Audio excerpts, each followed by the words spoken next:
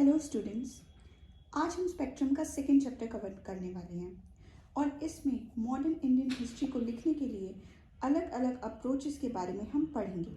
इसमें एक वर्ड है जो कि है हिस्टोरियोग्राफी।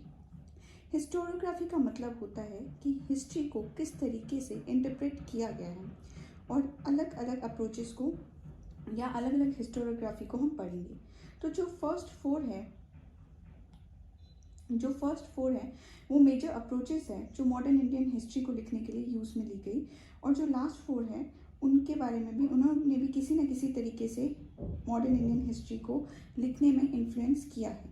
तो सबसे पहले हम पढ़ते हैं कॉलोनियल अप्रोच के बारे में या कॉलोनियल हिस्टोरियोग्राफी के बारे में। अगर हम इसके टाइम पीरियड की बात करें तो ये 19th सेंचुरी के आसपास स्टार्ट हुआ था। इसको हम दो सेंस में पढ़ सकते हैं। सबसे पहले कॉलोनियल कंट्रीज़ की हिस्ट्री को पढ़ना। इसका मतलब जो कॉलोनियल कंट्रीज़ थी जैसे कि इंग्लैंड, फ्रांस, पोर्चुगल, उनकी हिस्ट्री को हम पढ़ें, या फिर जो ऐसे वर्क्स हों जो उनकी आइडियोलॉजी से इन्फ्लुएंस्ड हैं। और मोस्टली हम इसको सेकेंड सेंस में ही यूज़ करते हैं। कॉलोनियल अप्रोच, इसका मतलब जब इंडियन हिस्ट्री लिखी गई होगी जो इस अप्रोच के थ्रू लिखी है तो उसमें कॉलोनियल आइडियोलॉजी होगी। इसका मतलब क्या है? इसका मतलब है कि कोई कॉलोनियल ऑफिशियल हमारी कंट्री में आया और उसने इंडियन हिस्ट्री को इस तरीके से लिखा ताकि वो अपने रूल को जस्टिफाई कर पाए। मान लीजिए कि उसने हमारी इंडिजिनस इंडियन सोसाइटी उसको क्रिटिसाइज़ किया होगा और वेस्टर्न कल्चर को प्रेज किया होगा। जैसे कि मान लीजिए उसने एजुकेशन सिस्टम को बोला होगा कि यहाँ का एजुकेशन सिस्टम साइंटिफिक बेसिस पर नहीं है, वेस्टर्न कल्चर या वेस्टर्न एजुकेशन सिस्टम बेटर है। तो ये सब कॉलोनियल अप्रोच में आएगा। और इसके मेन प्रोपोनेंट थे जेम्स मिल, मार्क स्टुअर्ट एल्फिंस्टोन और विंसेंट स्मिथ। इन्हें आप ऐसे याद रख सकते हैं कि ऑब्वियसली ये सब जो है इंग्लिश नेम है और रिलेटेड हैं, इसलिए कॉलोनियल अप्रोच जो है वो इनसे रिलेटेड है। अब हम कुछ कॉमन कैरेक्टरिस्टिक्स की बात करते हैं और ये जो इस अप्रोच में होती है। सबसे पहले ओरिएंटलिस्ट रिप्रेजेंटेशन ऑफ इंडिया। इसका मतलब है कि वो लोग जो पॉलिसी यूज़ कर रहे हैं वो बेस्ट है। और इसके अलावा सेकेंड है the opinion that British brought unity to India. इसका मतलब जो इंडियंस हैं वो अलग अलग किंगडम्स थी और इन सबको एक किया है ब्रिटिश ने। ऐसा आप उनकी हिस्ट्री राइटिंग में देख सकते हैं। एक है सोशल डार्विनिज्म। इसका मतलब क्या होता है? आपने डार्विनिज्म तो सुना होगा, सर्वाइवल ऑफ द फिटेस्ट। तो वो खुद को फिटेस्ट मानते थे रूल करने के लिए और कह रहे थे कि वो खुद फिटेस्ट हैं, इसलिए वो उन्हें रूल करना चाहिए कॉलोनियल कंट्री पे। एक है वाइट मैन्स बर्डन। इसका मतलब है कि उनके ऊपर ये भार है कि जो सोसाइटी है, इंडियन सोसाइटी, वो स्टेगनेंट है और ब्रिटिश गाइडेंस की ज़रूरत है इंडियन सोसाइटी को। और ये उनके ऊपर एक बर्डन है कि उन्हें मतलब जो स्टेगनेंट सोसाइटीज़ है, जो सोसाइटीज़ रुकी हुई हैं, उनकी प्रोग्रेस करवानी है। ये बर्डन उन्होंने खुद पे लिया। तो वो भी आपको इस अप्रोच में देखने को मिलेगा। उसके अलावा वो एक पैक्स ब्रिटानिका की बात करते थे कि ब्रिटेन के अंडर बाकी सब कंट्रीज़ जहाँ वो इंटरनेशनल पीस की बात कर रहे हैं, लॉ एंड ऑर्डर की बात कर रहे हैं, जो वहाँ पर पहले से नहीं है। अब हम चलते हैं नेक्स्ट अप्रोच के बारे में। नेक्स्ट जो अप्रोच है वो है नेशनलिस्ट अप्रोच। ऐसी अप्रोच है जिसमें हमारी हिस्ट्री पढ़कर हमें नेशनलिज्म की फीलिंग आएगी, हमें प्राउड फील होगा और यूनिटी आएगी। यूनिटी की क्या ज़रूरत रही होगी? ऑब्वियसली इंडिया एक इतनी बड़ी कंट्री है जहाँ अलग अलग रिलीजन्स, कास्ट, लैंग्वेज के बेसिस पे डिफरेंस होते हुए भी सबको यूनाइट होकर सामने आना था और इसलिए हिस्ट्री को इसी तरीके से लिखा गया। इसमें ब्रिटिश रूल को एक्सप्लॉयटेटिव बताया गया और एक तरीके से कहा गया कि ये जो कॉलोनियल अप्रोच आई उसके एज ए रिस्पॉन्स हमने नेशनलिस्ट अप्रोच तैयार हुई। एग्जाम्पल्स जैसे कि हम देख रहे हैं कि दादा भाई नौरोजी, एम.जी. रनाडे, जी.वी. जोशी और ये लोग जो हैं, इन्होंने मतलब जो इकोनॉमिक इम्पैक्ट्स थे ब्रिटिश रूल के, उनके बारे में एक्सप्लेन किया कि किस तरीके से ब्रिटिश यहाँ से रॉ मटेरियल एक्सपोर्ट करते हैं इंग्लैंड में, वहाँ जाके इंडस्ट्रियल गुड तैयार करते हैं और उन्हें यहाँ पर आकर फिर से बेचते हैं इंडिया में। इंडियन मार्केट को भी यूज़ करते हैं। हमारे यहाँ पे डेवलपमेंट हो नहीं रही है और इस तरीके से एक्सप्लॉइट किया जा रहा है और इस तरीके से उन्होंने ये एक्सप्लेन किया। फिर कुछ लोग थे जिन्होंने नेशनल मूवमेंट के बारे में बताया। वो थे हमारे नेशनलिस्ट लीडर। पर्टिकुलरली वो हिस्टोरियंस नहीं थे, बट उन्होंने फिर भी इस मूवमेंट के बारे में एक्सप्लेन किया, तो वो भी नेशनलिस्ट अप्रोच में आएगा। उसके अलावा स्पेसिफिकली अगर हम बात करें तो आर.सी. मजूमदार और ताराचंद, ये नेशनलिस्ट हिस्टोरियन थे मॉडर्न इंडिया के।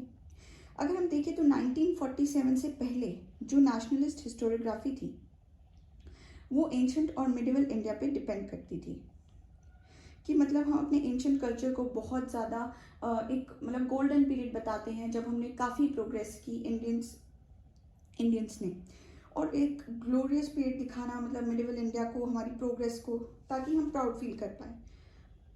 लेकिन 1947 के बाद हमने मॉडर्न हिस्ट्री पे भी फोकस किया, और ये जो है ये एग्जांपल्स हमने देख लिए हैं। अब हम नेक्स्ट बात करते हैं मार्क्सिस्ट अप्रोच या मार्क्सिस्ट हिस्टोग्राफी की। इसमें सबसे पहले हमें दो बुक्स को याद करना होगा, India today and social background of Indian nationalism, जहाँ से मार्क्सिस्ट अप्रोच की शुरुआत होती है इंडिया में। तो हम ऐसे याद रख सकते हैं, दत्त, संजय दत्त। तो संजय दत्त आज के इंडिया के बारे में काफ़ी कुछ बता सकते हैं। अगर हम संजय दत्त से पूछेंगे तो वो ऑब्वियसली अभी के पीरियड में, तो अभी के पीरियड की बातें करेंगे, इंडिया टुडे की बात कर सकते हैं। तो Rajani Palme Dutt, India Today. Next है A.R. Desai, social background of Indian nationalism. इसमें हम ऐसे याद कर सकते हैं कि जो देसाई हैं, देसाई से देसी वर्ड अगर हम बनाना चाहें तो देसी जो इंसान है, मतलब जो रूट्स से जुड़ा हुआ है, वो सोसाइटी के बारे में बहुत अच्छा बता सकता है कि हमारी सोसाइटी कैसी थी या कैसी है, किस तरीके से हो रहा है। तो इंडियन नेशनलिज्म के टाइम उसकी सोशल बैकग्राउंड क्या था, वो एक देसी जना बता सकता है। तो A.R. Desai, social background of Indian nationalism, ये बुक 1948 में पब्लिश हुई। इंडिया टुडे पहले हुई थी, 1940 में इंग्लैंड में हुई थी, बट 47 में ये इंडिया में पब्लिश हुई। अब हम देखते हैं कि जो मार्क्सिस्ट हिस्टोरियोग्राफी है वो कॉलोनियल अप्रोच से अलग है। ऐसा क्यों? क्योंकि कॉलोनियल अप्रोच में कोई कॉन्ट्रडिक्शन नहीं दिखता है। यहाँ पे एक कॉन्ट्रडिक्शन दिख रहा है, एक कॉलोनियल मास्टर्स हैं और दूसरे उनके सब्जेक्ट्स हैं, और उन दोनों के इंटरेस्ट बिल्कुल अलग अलग हैं। और ये जो कॉलोनियल सब्जेक्ट्स हैं ये एक नेशन बना रहे हैं, धीरे धीरे एक नेशन फॉर्म हो रहा है, एक प्रोसेस चल रहा है, और ये चीज़ मार्क्सिस्ट हिस्टोग्राफी या मार्क्सिस्ट अप्रोच समझती थी। लेकिन ये नेशनलिस्ट अप्रोच से भी अलग है। ऐसा क्यों? क्योंकि ये लोग इनर कॉन्ट्रडिक्शंस को भी देखते हैं, कि सिर्फ अगर हम इंडियंस को देखें तो उसमें भी आपस में अलग अलग सेक्शंस ऑफ पीपल थे, तो यहाँ पर भी एक कॉन्ट्रडिक्शन चल रहा है। तो ये दोनों कॉन्ट्रडिक्शंस पर फोकस करते हैं मार्क्सिस्ट अप्रोच। लेकिन जो R.P. दत्त की बुक है उसमें वो ज़्यादातर नेशनल मूवमेंट को एक स्ट्रक्चर्ड बॉर्जुआ मूवमेंट की तरह देखते हैं, जिसका मतलब है कि एक मूवमेंट जिसमें एक एलीट क्लास है, रिच क्लास है, और एक जो है वो लोअर क्लास है, और उनके बीच में एक वो चल रहा है, मूवमेंट आपस में चल रहा है, एक कॉन्ट्रडिक्शन चल रहा है। इसलिए सुमित सरकार जो है वो R.P. दत्त को एकदम सिंपलिस्टिक वर्जन मानते हैं मार्क्सियन क्लास अप्रोच का। तो एक और मार्क्सिस्ट हिस्टोरियन का अगर हम नाम याद करें तो वो होंगे सुमित सरकार। और वो क्या कहते हैं? सुमित सरकार ये कहते हैं कि हमारे जो नेशनल लीडर्स हैं वो एक तरीके से प्रॉक्सी की तरह हैं, जो सोशल फोर्सेस हैं, मतलब जो लोग हैं, जो लोग सब लोग इस मूवमेंट के पीछे जुड़े हैं, उनके लिए ऑब्वियसली जैसे हम कहते हैं एक लीडर होता है, तो ऐसे ही उनकी रिप्रेजेंटेशन के लिए एक नेशनल लीडर है। लेकिन इनका आपस में कनेक्शन इतना ज़्यादा नहीं है। और जब हम A.R. देसाई की बात करते हैं तो उन्होंने इस नेशनल मूवमेंट को 5 अलग अलग फेजेस में बताया है, और ये बोला है कि हर फेज जो है वो एक सोशल क्लास पे बेस्ड है, जिसने उस फेज को सपोर्ट किया और सस्टेन किया। अब हम चलते हैं अपनी नेक्स्ट अप्रोच पे, जो कि है सबॉल्टन अप्रोच। ये सबॉल्टन अप्रोच 1980s में स्टार्ट होती है रंजीत गुहा के अंडर। सबॉल्टन का मतलब क्या होता है? सबसे पहले हमें ये समझना होगा, सबॉल्टन का मतलब होता है सबॉर्डिनेट पोजीशन। तो वो लोग, वो कॉमन मैन, उनकी हिस्ट्री को हम सबॉल्टन अप्रोच या हिस्टोरियोग्राफी कहेंगे। तो रंजीत गुहा जो हैं वो जो एग्जिस्टिंग हिस्टोग्राफी या जो अप्रोचेस थी उनकी क्रिटिक थे, उनको क्रिटिसाइज करते थे, कहते थे कि उन्होंने जो है वो लोगों की आवाज़ को इग्नोर किया है, उस हिस्टोरियोग्राफी में कॉमन पीपल की आवाज़ नहीं है। सबॉल्टन के लिए मेन कॉन्ट्रडिक्शन क्या है, कि मतलब सबॉल्टन के लिए ये है कि एक तरफ एलीट क्लास है, हाई क्लास, जो कि चाहे इंडियन भी हो सकती है और फॉरेनर भी हो सकते हैं। और उनके अलावा एक है आम आदमी, कॉमन पीपल, जिसको हम सबॉल्टन कहते हैं, और उनके बीच में एक कॉन्ट्रडिक्शन चल रहा है। सबॉल्टन कहते हैं कि जो मेन कॉन्ट्रडिक्शन है वो कॉलोनियलिज्म और इंडियन पीपल के बीच में नहीं है, बल्कि सोसाइटी के एलीट, चाहे वो इंडियन हो या फॉरेनर, और सबॉल्टन्स के बीच में है। ये लोग मार्क्सिस्ट जो है उससे काफ़ी अलग हैं, क्योंकि वो सिर्फ क्लास के डिवीजन को देख रहे हैं, जो कि अभी इतना डेवलप नहीं हुआ है, क्योंकि कैपिटलिज्म अभी तक नहीं आया। कैपिटलिज्म अगर आप जानेंगे तो एक तरफ मार्केट फोर्सेस होते हैं, जहाँ पे कुछ बिजनेसमैन हैं, उन्होंने इंडस्ट्री चला रखी है, वहाँ पर जो है लेबर वर्क कर रहा होता है, तो एक लेबर और एक एलीट क्लास और एक जो है लेबर क्लास होती है, और उनमें आपस में कॉन्ट्रडिक्शंस होते हैं। तो वो अभी तक इतना इंडिया में डेवलप नहीं हुआ है, क्योंकि हमारा इंडस्ट्रियल सेक्टर इतना डेवलप नहीं हुआ था। तो इसलिए जो सबॉल्टन हैं वो कह रहे हैं कि नेशनलिज्म के अंदर हम सोसाइटी के इंटरनल कॉन्ट्रडिक्शंस को इग्नोर कर रहे हैं, और इंडिया कभी भी एक यूनाइटेड कॉमन स्ट्रगल नहीं कर रहा है जो इंपीरियलिस्ट हैं, जो कॉलोनियलिस्ट हैं, उनके अगेंस्ट, बल्कि दो अलग अलग मूवमेंट चल रही है। एक मूवमेंट जो सबॉल्टन्स कर रहे हैं, और एक जो कांग्रेस की ऑफिशियल लीडरशिप कर रही है। और ये जो ऑफिशियल लीडरशिप वाली मूवमेंट है, ये एक बोगस मूवमेंट है, ये जेन्युइन नहीं है, और ये मतलब आपस में ही उनकी एक मूवमेंट चल रही है कि वो लोग लाइक कांग्रेस एंड जो कॉलोनियलिस्ट हैं आपस में पावर के लिए स्ट्रगल कर रहे हैं। ऐसा सबॉल्टन अप्रोच में कहा जाता है। नेक्स्ट हम अप्रोच की बात करते हैं, कॉम्युनलिस्ट अप्रोच।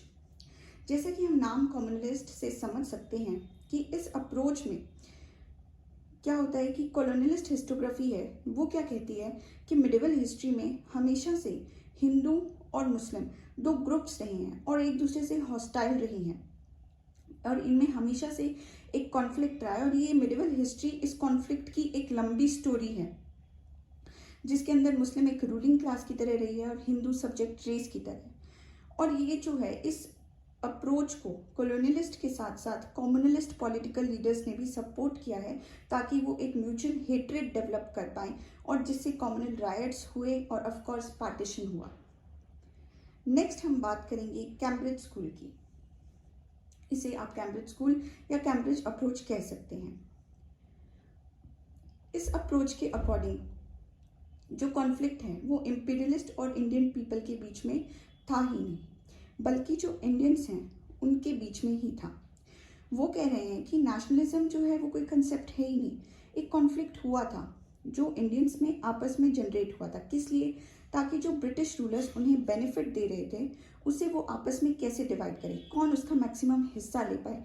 और ये स्ट्रगल चलता रहा और इसको लोगों ने नेशनलिज्म कह दिया और ब्रिटिश के अगेंस्ट मूवमेंट कह दी, जबकि ऐसा कुछ था ही नहीं। तो कैम्ब्रिज स्कूल के अकॉर्डिंग तो नेशनल मूवमेंट्स के लीडर बस पावर और मटेरियल बेनिफिट्स के लिए स्ट्रगल करते रहे। इस अप्रोच को बहुत सारे स्कॉलर्स ने क्रिटिसाइज किया, क्योंकि नेशनलिज्म को सिर्फ पॉलिटिकल व्यू से देख रहे थे ये लोग। नेक्स्ट, सबसे पहले हम इसको सपोर्ट करने वाले हिस्टोरियंस की बात करते हैं। तो हम इन्हें कैसे याद करें? कौन है लिबरल लोग? मान लीजिए एक कैन है और यहाँ पर एक बॉल है, और ये जो बॉल है इससे ये सोचें कि ये होप करें कि ये इस कैन को हिट करेगी जब ये इंसान इसको मारेगा बॉल को। तो एक तो कैन हो गया, एक होप हो गई इनकी, और एक ऐसी ट्रिक हो गई, पैट्रिक वर्ड में जा रहा है, ट्रिक हो गई, जिसे इन्हें लगता था कि ये इसे बॉल से कैन को मार देंगे। तो ये लिबरल और न्यू लिबरल इंटरप्रिटेशन करने वाले हिस्टोरियन कौन है? Can, Hopkins and Patrick O'Brien. ऐसे हम इसे याद कर सकते हैं। अब ये अप्रोच क्या थी ये समझना होगा। इस अप्रोच में ये लोग बिलीव करते थे कि जो कॉलोनीज हैं उनका इकोनॉमिक एक्सप्लॉयटेशन तो हुआ है, लेकिन उससे ब्रिटिश पीपल को एज ए होल कोई भी बेनिफिट नहीं हुआ है। ऐसा क्यों मानते थे लोग? ये लोग मानते थे कि क्योंकि इनके ब्रिटिश गुड्स हमेशा रेडी थे और इनके लिए मार्केट्स अवेलेबल थे, तो इसलिए इनकी इंडस्ट्रीज इतना डेवलप नहीं कर पाई, क्योंकि जो सामान बना फटाफट, मतलब उसकी डिमांड इतनी थी कि मार्केट अवेलेबल था, तो फटाफट वही सामान बनता गया और मतलब जाता गया, उसकी डेवलपमेंट नहीं हो पाई। दूसरा, इन्हें लगता था कि जो ब्रिटिश हैं उन्होंने कॉलोनीज में कैपिटल इन्वेस्टमेंट किया है, और कैपिटल इन्वेस्टमेंट करने के कारण ब्रिटेन में डोमेस्टिक डेवलपमेंट डिले हो गया। मान लीजिए ये कह रहे हैं कि इन्होंने रेलवेज में पैसे लगाए इंडिया में और हमारी रेलवे डेवलप की, अगर यही पैसा ये ब्रिटेन में लगाते तो मतलब वहाँ वो कुछ डेवलप हो सकते, तो ये यहाँ के कारण वहाँ डिले हो गया, ऐसा इस अप्रोच में मानना है। अब हम अपनी लास्ट अप्रोच की तरफ पढ़ते हैं, जो कि है फेमिनिस्ट हिस्टोग्राफी। हम देखते हैं कि 1970s ये वो टाइम है जब वुमेन्स मूवमेंट हुई थी, और इसके बाद इंडिया में वुमेन्स स्टडी स्टार्ट हुई। जब हम वुमेन्स के बारे में पढ़ते थे, वुमेन्स ने जो वर्क किया है, जो वर्क लिखा है, उसके बारे में पढ़ते थे।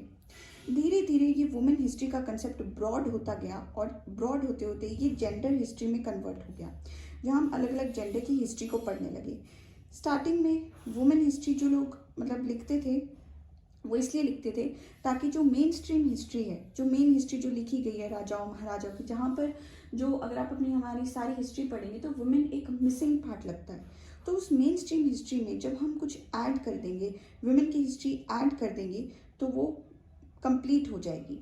तो अगर वुमेन ने कुछ लिखा था तो हम वो पढ़ते थे उस टाइम पे, क्योंकि अब हमारे पास सोर्सेज नहीं हैं। अब हम उस टाइप की हिस्ट्री तब के सोर्सेज से पता लगा सकते हैं। तो उन्होंने कुछ लिखा हो, या कॉलोनियल पीरियड में, मॉडर्न पीरियड में जो लॉज आए हों जैसे सोशल इवल्स को लेके, उससे वुमेन पे क्या इम्पैक्ट पड़ा है, अगर हम वो देखें तो हम एक जनरल फेमिनिस्ट हिस्टोरियोग्राफी की ये अप्रोच के बारे में जान सकते हैं। इसके अंदर दो वर्क्स हैं जिनके बारे में हम पढ़ते हैं। एक है पंडिता रामाबाई का the high cast Hindu women, और एक है कैथरीन मेयो का मदर इंडिया। अब हम इसके बारे में इसे कैसे याद कर सकते हैं। जो हाई कास्ट हिंदू वुमेन है, तो हाई कास्ट जो है ये जो पंडित्स हैं वो हाई कास्ट में, अपर कास्ट में खुद को मानते थे या आते हैं जिस भी वे में। अगर हम पुरानी हिस्ट्री उठा के देखें तो high cast Hindu women Pandita Ramabai, तो उन्होंने लिखी है 1887 में। दूसरी मदर इंडिया, ऑब्वियसली इंडिया है तो हम हिंदी वर्ड यूज़ करते हैं, माँ यूज़ करेंगे। मदर वर्ड यूज़ हुआ है मतलब कोई इंग्लिश नेम होगा, तो कैथरीन मेयो जो है वो नाम है मदर इंडिया जिन्होंने लिखी है। तो ये दो बुक्स हैं जो काफ़ी इंपॉर्टेंट है, जो कि फेमिनिस्ट हिस्टोरियोग्राफी से रिलेटेड है।